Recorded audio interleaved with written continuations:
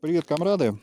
Глядя вот на этот замечательный костер для зимней ночевки, я хотел рассказать вам о том, как возник эвенкийский костер. У эвенков, у них не было своего металла, у них не было кузнецов. Жизнь этих людей была очень тяжелой, необыкновенно тяжелой. Все в их жизни крутилось вокруг оленей. То есть взяли какого-то оленя, задушили его, даже кровь его не вылили на землю, выпили эту кровь и сожрали, можно сказать, сырым. Ну, очень сурово у них просто было. Я не смеюсь над этими людьми. Я бы не хотел в их условиях жить. И никто из вас, я думаю, не захотел бы жить в том состоянии, в котором они жили.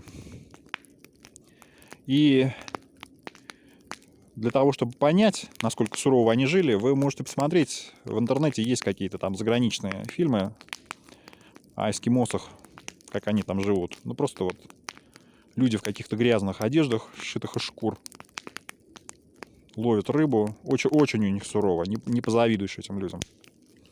И не согласишься жить так, как они. Вот эвенки жили вот тоже так. Вот уровень их развития был тоже такой. Очень тяжелая жизнь. Просто условий не было, чтобы развивать что-то, какую-то там металлургическую промышленность, думать там что-то, им лишь бы выжить.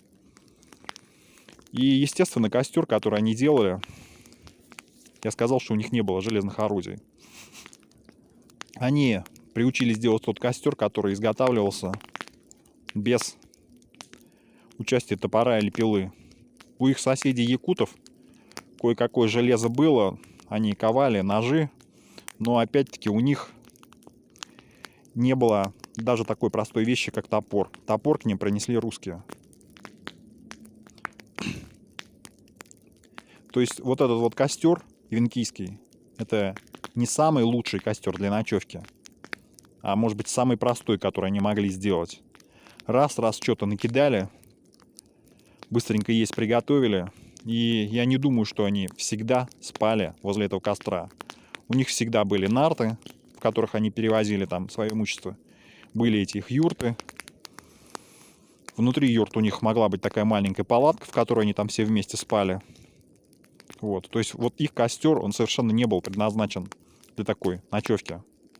Но вообще делался больше, может быть, для приготовления чего-то.